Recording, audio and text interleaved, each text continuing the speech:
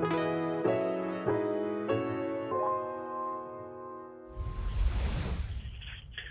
right, we're a few minutes after the hour, so we'll get started. Thank you all for joining us today. Thank you for attending today's webinar about Planning Analytics Workspace PAW development. So what we're going to be talking about today is we're going to be talking about the new approach to developing in the PAW environment. We're going to show you a little bit about it. We're actually going to go into a live system and talk to you about the pieces that we have up on the screen. We'll talk a little bit about TurboIntegrator, TI. We'll talk a little bit about rules and feeders. We'll talk a little bit about dimensions and cubes. Okay. So just to get started, a little bit of logistics before we begin. Will you be able to get a copy of these slides after the event? Yes, absolutely. If you have any pieces on here that you guys want to see afterwards, please contact us. We've got some links on there. We're going to have some information of things to look up, some videos to check out. And we're also going to we are recording this video and we are going to be posting it online on our YouTube channel. So you'll be able to watch this at a future time. Today's presenters, my name is Lee Lazaro. I am the Planning Analytics Practice Leader at Revelwood, and I am joined today by my colleague, Tan Chow, who is a Senior Consultant. The two of us have been doing this for a long, long time, and we are both developers in the TM1/PA world. So a good chunk of what we want to talk about today is the tool itself, but also want to talk about real world experience, things that we've seen at clients, things that we offer recommendations on of how to, as opposed to here's what's out there. Okay. For an agenda today, we're going to talk a little bit about who we are, who is Revelwood, why are you listening to us in the first place? We'll talk a little bit about the tool itself. What is PAW? For some of you may be very familiar with PAW. You may have played around with it. Some of you may not have been involved or may not have seen it at all. So we want to talk a little bit about what it is. We're going to give a demonstration today of the specific aspects that we'll be talking about on the developer side. And then after we take a look at it, we're going to talk a little bit about things to consider, things to take into consideration when you're doing development. And then we'll talk a little bit about some next steps. Okay. So before we begin, I'd like to give you a little bit of a background and let you know who we are. Who is Revelwood? Revelwood has been doing this for a long, long time. You could see up in the top right corner that we have been around for 25 years. We have been a partner of all iterations of TM1, back when it was Applix, flowing through even prior to that, flowing through to Cognos, flowing through to IBM, flowing into the PA world. We are an award-winning partner, and we have won a series of awards through the IBM world. We have been winning awards since they have continued to put them out, and one of which that you could see at the top right corner is that we are a gold business partner. We were actually the first company in the world to be certified gold by IBM, which was a combination of our knowledge and our real world experience, which flows into that second piece. We have hundreds of successful implementations. We have worked with every size company, everything from multi-billion-dollar entities with thousands of companies all over the world, all the way down to situations where it was a single user with a computer underneath his desk. So we worked with everything in between there too. We have a team of certified planning analytics consultants, and our specialty is not to be an expert in PA, and it's not to be an expert in finance. Our specialty is to be an expert in both. And our goal is to be able to bring the business and technology together to talk about what do we want to do and how do we do it. We are one of only a few companies from across the entire world that was selected for a special advisory board that's associated with the use and the future roadmap of planning analytics. And that's because of that key factor at the bottom. We speak business first. Revelwood's main goal is not to implement a planning analytics system. It's to solve business problems using the planning analytics environment. Okay. So now that we know a little bit about who we are, let's give a little bit of a background of what we're talking about. So what is PAW?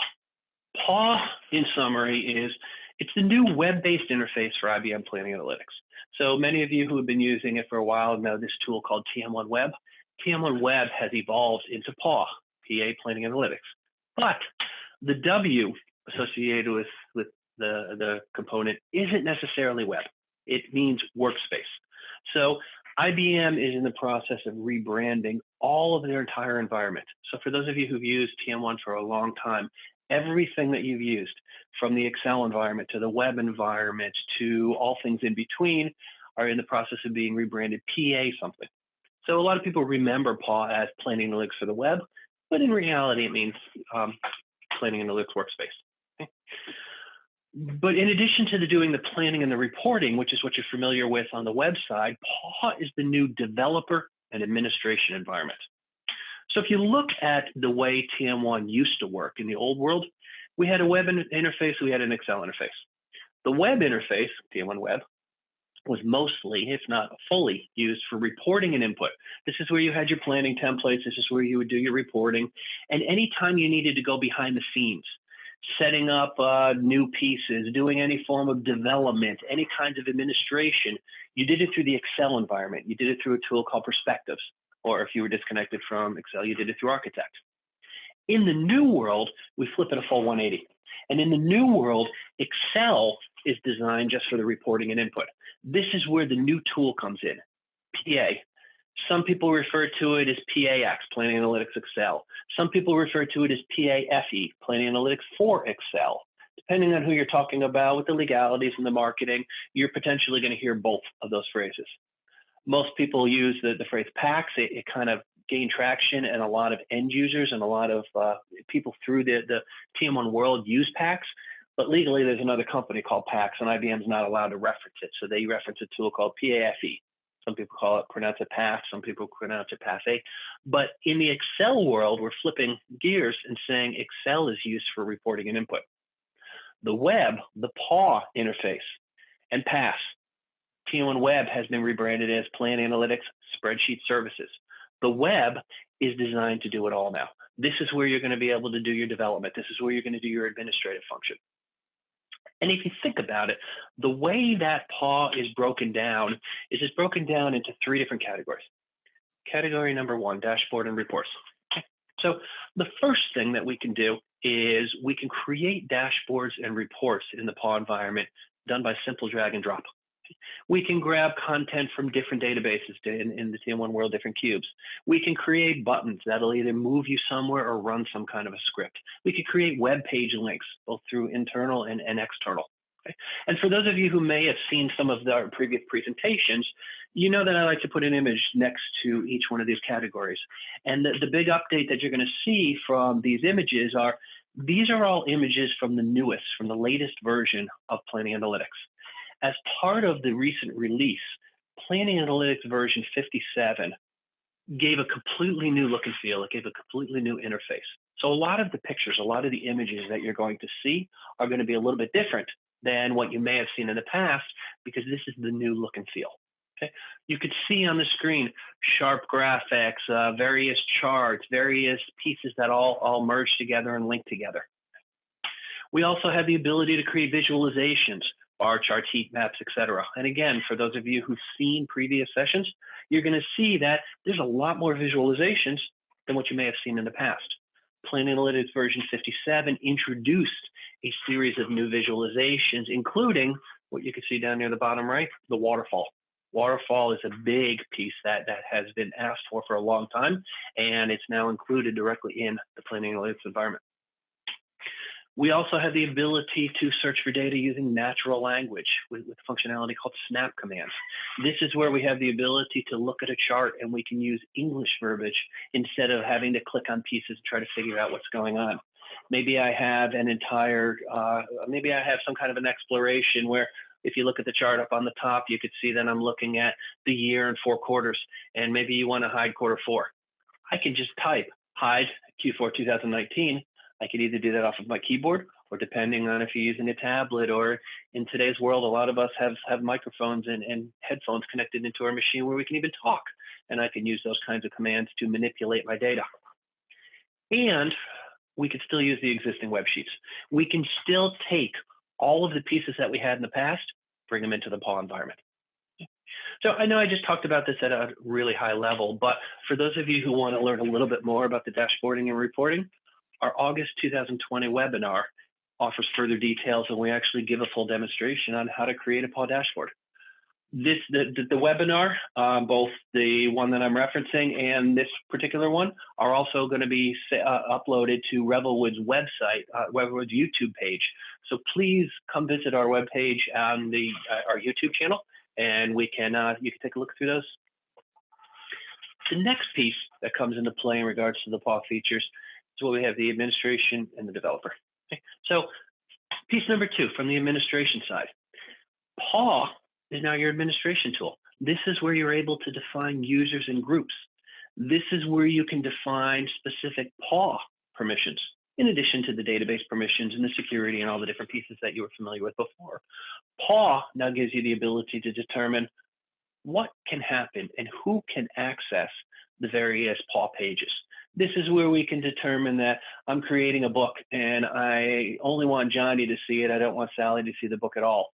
Or maybe we've got Johnny, Sally, and Fred, and I want Johnny to be able to access the books, but I want Sally to be able to create her own dashboards and her own books. And that comes into play on the administrator side. We also have the ability to do server maintenance. So instead of having to go out and become a Windows Server expert or do something where I might have to remote desktop onto a machine, PAW allows us to do server maintenance where we can stop and start databases. We can take a look at the status. You can see the image over to the right where we could say that in the Revelwood environment, we have 5 specific databases. From the 5 databases, here's the status of it.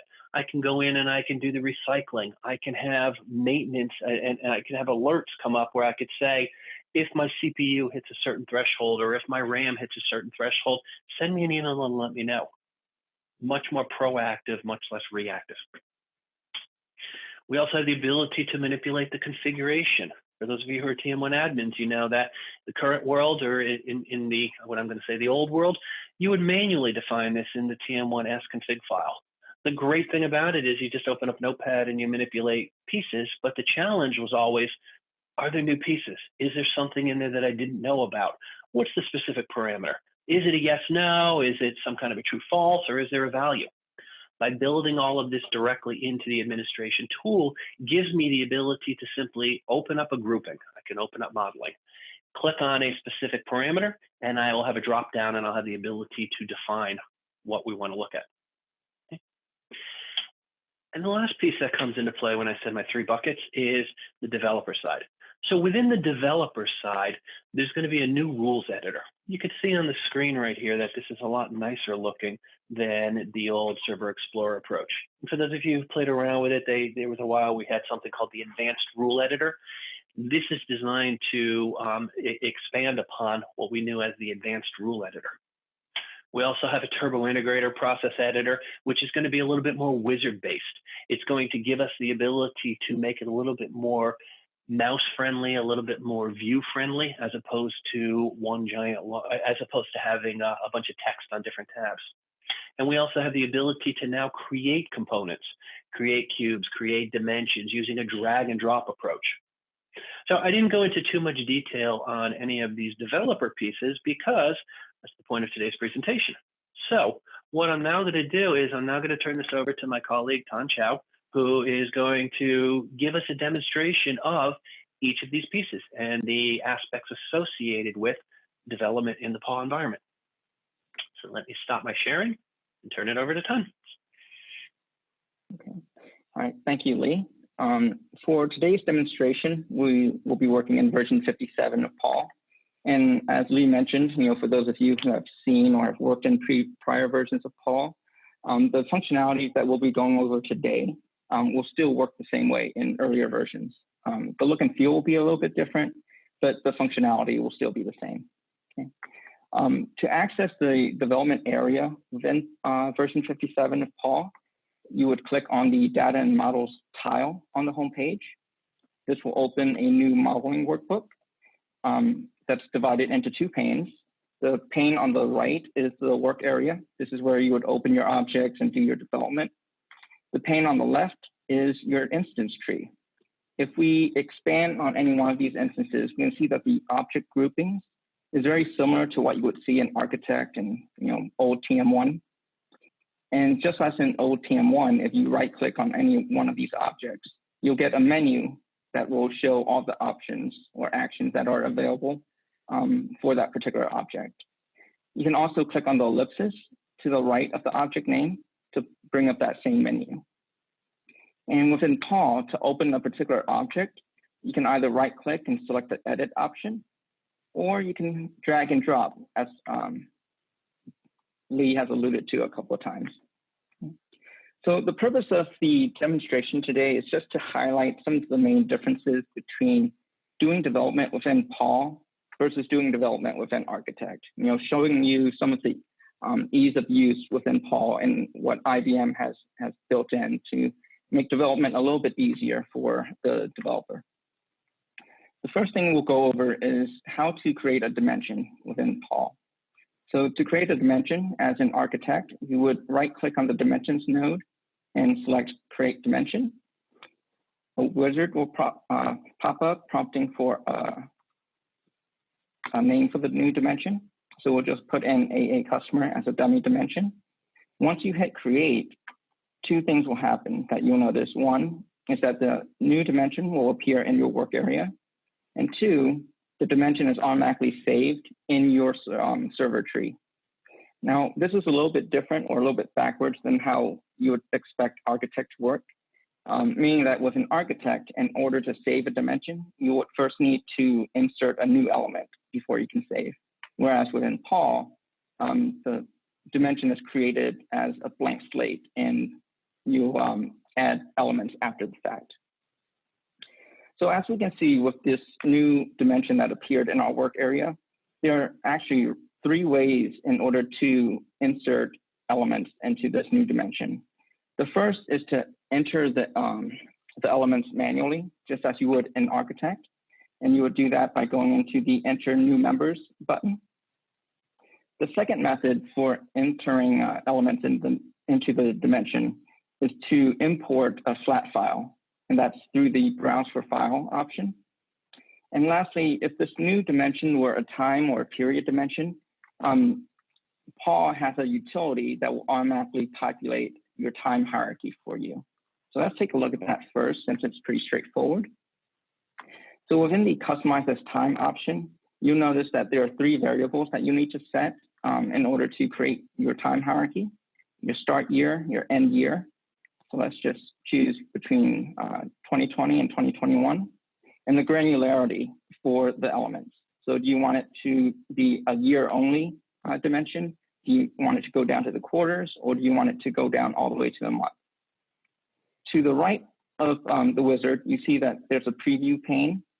And if you expand, you can see how the elements will be created, the naming convention that Paul will use, and the amount of elements, the number of elements that will be created after the fact. So there are actually 2 things that I want to point out about this wizard. The first is the granularity. We see that the lowest level that it will go down to is the month. So if you have a need to report or plan on a weekly or daily level, this utility may be a little bit limited. It may be a better idea to create a TI process to create your time dimension that goes down to weeks and days. The second thing is that Paul will automatically assume that you want to create a calendar year. So if your fiscal year is slightly different than the calendar year, then again, we may have to look at a different approach for creating your time dimension. But if you want to create a calendar year all the way down to the months, this is a great tool to do it very quickly. Going back to the second option of importing a flat file to create your hierarchy, as Lee has mentioned before, it's as easy as just dragging and dropping a file from Windows Explorer or your desktop into the import wizard. And the first screen of that wizard is the data source screen. Here, you just define how your data source is laid out, what the delimiter is, what character you'll be using for quotes, and how many header rows you'll have in your file. And as I mentioned before, excuse me, importing a flat file to create your, into your dimension to create your elements, you can also define your hierarchy as well. And there are actually 2 ways of laying out your hierarchy relationship in order for Paul to recognize how to build your hierarchy. The first layout is the parent-child relationship. And that's the file that we have on screen right now. And in one column, you'll have every element within the dimension that you want to add. And then in another column, you have its direct parent. So as we can see in this example, we have retail and wholesale as being two child elements of total customer. And then underneath that, we have three customers, Record Depot, Sound Factory, and TuneSmart, rolling up under either retail or wholesale. Okay. If we hit cancel, we can take a look at the other format, which is called a multi-level layout. So here, you have the same data source screen. However, the columns are laid out a little bit differently. You have one row for each element. And in one column, you have the direct parent of that child element or base level element. In another column, you have the parent of that parent. And it will continue onwards until you've reached the top of the tree. Okay. So once you have your data source defined and laid out, you hit continue to move forward. And in the next screen of the wizard, the first thing we'll need to do is check the upper right-hand corner and define the mapping type. So for this particular file that we're loading, we're using a multi-level layout. And once we change our options, we can see that the dimension components to the left-hand side automatically changes. If you happen to need more levels, if your hierarchy has more levels, you can click on this add level icon, and it will add as many levels as you need. You can also remove levels by clicking on this minus sign. Okay. And excuse me. And once you have the number of levels set, the next thing that you need to do is to map the columns within the file to the appropriate component within the dimension wizard. So for the leaf element, you want to use the element column. For level 1, we'll just select the level 1 column in the file. Level 2 will be level 2. For the member type, we can either set it as being all numeric or all string member types, or if we have a separate column defined, we can use that as well. The same is true as for the weight. Right now, we have a static value checked, which means that everything is going to be weighted by whatever value we put into this text box. However, we do have a column in the file that is labeled the weight, so we can use that column as well. There was also an attribute in the file that we wanted to add. So to add a new attribute, you just click on the new attribute icon, enter the name of the attribute, which was customer number, and hit create. Now, if we scroll down, we see that the new attribute has been added to the dimension. And just like before, we just have to map the appropriate column within the source file to that attribute. Okay. Going back over to the right-hand side of the wizard, we have an option to decide what to use as a decimal and thousand separator. And if you wanted to save this import process for future use, you can check this box right here and enter a process name. Once you enter a process name, then you have the option of scheduling it to run on a recurring basis. Okay. But since we don't want to do that, we'll just uncheck it. And now if we hit import data, our new hierarchy for this dimension has been created. Now, one thing that is very convenient of how IBM has built Paul is that they wanted to put as much functionality within one window as possible. So if we notice in this drop-down menu in the top of the window, when we click on it, we can actually toggle between existing dimensions within this model or within this instance. And we can go to view different dimensions and do development on the fly and move around very quickly, as opposed to the old architect environment where we have to open each dimension one at a time to do any development work. And within this window, you can also edit attributes as well. By clicking on this price tag icon, you can hide or show the attribute window. And here, if you want to add new attributes, you can click on this icon. If you select a column, you can also delete it. And lastly, you can also enable or disable member security for this particular dimension as well by clicking on this shield icon with the lock symbol in it. Okay. The next thing that we'll go over is something that is unique to Paul. It doesn't exist within Architect or Perspectives, and that is the concept of importing data directly into a cube from a flat file without having to create a TI process. So in order to do that, we'll right-click on the cubes node or the actual cube in which we want to import data and select the import data function. Okay, and that's right here under the cubes menu. The wizard that will show up will prompt you to search for a file or drag and drop a file into the window. And you can also define which cube to enter to load the data into in the top dropdown. You can also select to create a new cube on the fly with your data import. One caveat with creating a new cube on the fly is that the dimensions that go into the cube must also all be new dimensions. So you cannot put an existing dimension into this new cube, which is currently a limitation with the Paul utility, but hopefully that will get updated soon. So if we drag and drop a flat file for import, then click on continue. And the first screen that we get in our wizard is very similar to the screen we saw before, which is the data source screen. Here we'll define our data source and we get a preview of the columns and data that is in the file. Once we're satisfied with the settings, we click continue.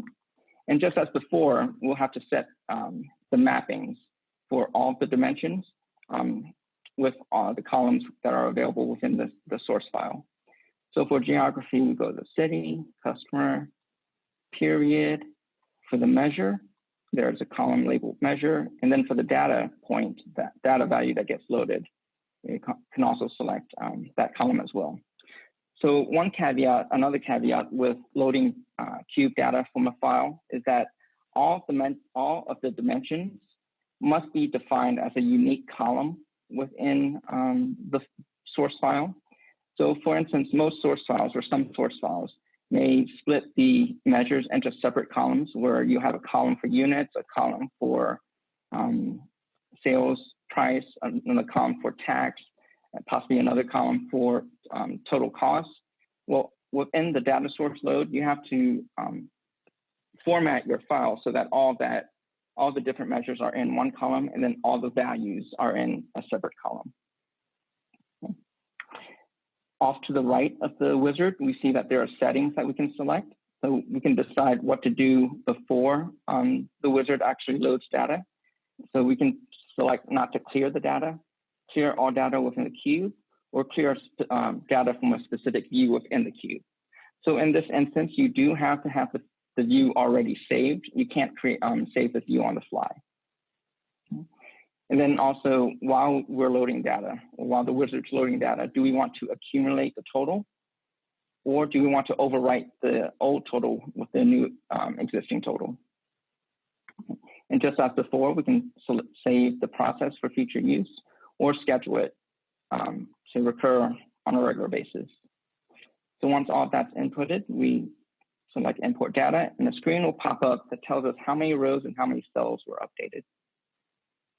Click OK, and it automatically brings us the cube view. Okay, so that's a very simple way of loading data from a flat file, without having to write a TI process that could possibly save you a couple of hours. Okay. The next thing that we'll take a look at is how to work with rules within Paul. So to do that, we'll right-click on the cube and select Edit Business Rules. And as we noticed before, and as Lee has mentioned, the formatting is very similar to Visual Basic. There's color coding, there's different fonts that are used. The spacing is also nice and neat and make it easy to read. So, IBM is making it a lot easier to program and do development within rules by putting in all these formatting changes. You can also click the tab button to indent. Before, with an architect, we're only limited to the space bar. And if you click on those 3 dots off to the side, you can also select to display shortcut keys. which will show all the keys, shortcut keys that you can use. One that is very useful if we just type in a simple rule to begin with. Close N. Is the auto completion tool. So let's say we want to write this function and we aren't really sure what cubes are available or what functions are available. You can hit the Control and Space key combination, and it will bring up this menu that will show cubes as well as functions that are available for you to choose from. Okay. So in this instance, we want to import or reference the sales cube that we've been working with. And you can see that it automatically populates all of the variables for you. Now, if we wanted to use a different cube, for instance, let's use the finance cube, you can see that it has placeholders now for all of the elements that you must enter. Let's hide the shortcuts to make it easier to read. And if you hover or put your cursor within any one of these parameters, hit Control Space, you'll get that same list of elements or functions that are available for use within that parameter. Okay. You can see that the elements are the ones with the circles, the functions are the items with the F's in front of it. Okay, so double click on actuals, it auto complete for us. Another feature that is neat is that another shortcut is if you select the rows that you want to comment, you can push the Control/Space combination and it will comment those rows for you or uncomment for you. So this is useful when you're doing troubleshooting. If you want to hide or disable some of your rules for quick troubleshooting, this is very helpful as well and very easy to use. The next thing that we want to take a look at is processes. So within the process editor or TI editor within Paul, you'll see that everything in terms of the data source is a button click access. The script is also very neatly packed as well. You can see that there are separate tabs for prologue and epilogue, and if we have selected a data source, there will be metadata and data as well. But everything is combined within one screen, so there's no longer the need to click between tabs and continuously click back and forth to see what variables are or how a particular variable was treated. The same formatting rules will apply. We see that there's different color coding. There's also the comment and uncomment shortcut that's available. And if we click on display shortcuts, we can also see that it's also easily accessible right here as well. The other thing that I want to point out is that within this object window, you can easily switch between processes as well. So there's no longer a need to open several processes on a particular screen to do development on each. So you can toggle between all of your processes within one convenient, easy to read screen. And those were really just the main items that I want to point out today. Let me turn it back to Lee to continue. Great, thanks, Don. All right, let me share the presentation back again. All right, excellent. Great. So as Ton showed you, here's how to do the developer aspects. Here's how to create something new dimension, new pieces. Here's how to create the a rule, a TI script. So what I'd like to talk about a little bit is things to take into consideration when you're doing your development. So I'm going to kind of change the flow a little bit from here's how the tool works to here's how to think about it when you're doing the developing. So the first piece that I recommend is think about the readability. So for those of you who know me, know that I love this quote. I use this quote regularly, and because I'm presenting the slide, I'm using it right now. But the way that I like to look at this is this quote: any fool can write code that a computer can understand. Good programmers write code that humans can understand. And really what that means is make it usable, make it readable, make it so that it's more than just the paw environment that's running some code and either it works or it doesn't. And the way I like to think about this is when one of the things that Revelwood does on a regular basis is we perform health checks and we offer optimization recommendations. And sometimes clients will call us up and just ask us, can you take a look at our code? And in situations like that, I like to use what I call the 2-second rule. If it takes me more than 2 seconds to figure out what's going on, that's time that I'm taking away from actually analyzing the code. And the way that we can look at that, the way that we can make it easier is to do the pieces that we have on the screen here. Comments, put commentary in there. Put commentary to create subroutines. If you have complex formula, put some descriptors in there so that you know what's going on. Convert the complex mathematical formulas into some kind of a layman's phrase to say, hey, we just want to check to see if the employee is full-time or part-time, or we want to, if the element doesn't exist, add it. We also want to put commentary at the very beginning, which is going to be a little bit of a summary of what's the goal of this process? Am I looking at the right process? Is this a temporary one? Is it something that people shouldn't run? We also take that into consideration for the variable names. When Revelwood creates code, we like to create variable names that tell us where things created. If it's something that's a parameter, we start our variable name with either the letter P or the PAR. If it's come from the variable tab, we'll either start it with the letter V or VAR. We like to differentiate numbers and strings with either N or S, or if we continue with that 3-character approach, NUM-STR. We also like to do the indenting. The way that you saw Ton creating some of those rules was really easy to follow because I can left justify and figure out the beginning of all of my pieces. And then as I do my indenting and as I look into it, I'll be able to see what's going on in regards to the pieces behind it. We also recommend thinking about the integration of not looking at each piece independently. The great strength of TM1, the great strength of planning analytics is the fact that we don't have to build one cube that holds everything. Some of the competitors' tools, some of the things historically, and right now, they market themselves by saying, we're going to build one big cube and you put everything into it. And the cool thing about that is you have one place to go to. The challenge is, oh my gosh, there's so much stuff here. Where do I go to? So this is where we want to think about creating models with a whole bunch of pieces that link together. And we want to think about how pieces link together. We want to think about that both from the logic flow, TI and the rules, and the naming convention.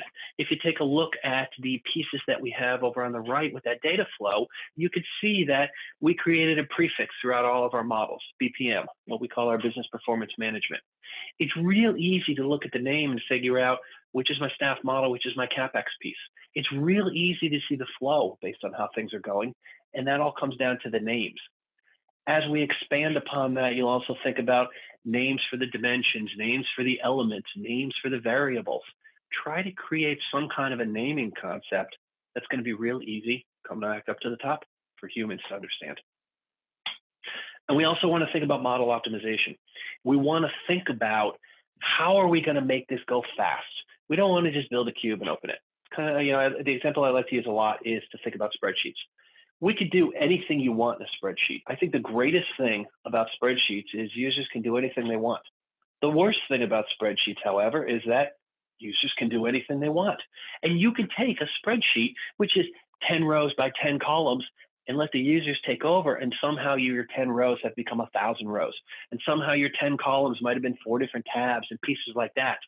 And this is where you want to think about on a spreadsheet, how do I make sure that it doesn't become a 50 megabyte spreadsheet? Well, the same exact thing comes into play on the cube size. You want to make sure that we're building it in a way that it's going to be fast and efficient. And this is where all the optimization aspects come into play. You want to think about the dimension order, thinking about sparse versus dense. You want to think about the complexity of the dimensions. You want to think about your rule logic. We want to make sure that we're feeding properly, but we want to make sure we're not overfeeding. We want to properly define our area definition, figure out which formulas to use, because some formulas are faster than others. Think about the exact same thing in TurboIntegrator. We want to think through, when do we put in logging? How do we create views? One of the questions that came through even during the webinar here is, how can I set it up? Or can I set it up so that when I'm using that automated approach, can I clear out data? That's where you may potentially want to create views, and you want to think about that through your TurboIntegrator script. There's a lot of aspects that you want to take into consideration when you're developing. And we've conducted a webinar about that. So a few months ago, we had a webinar called Optimize Your Existing Models in IBM Planning Analytics. And in that webinar, we do further details on every one of these topics in addition to a series of other topics. I absolutely encourage you to take a look at, again, through our YouTube channel, take a look at our various videos that are out there. We've just referenced 2 different webinars just in this webinar alone. Plus, we also have a series of other videos out there in regards to business concepts and tips and tricks and various other aspects. So the big takeaway from here is not necessarily just to say, here's how I can do it, but you also want to think about the process. You want to think about the business side and the data flow that comes into it to make sure that there's a good user experience.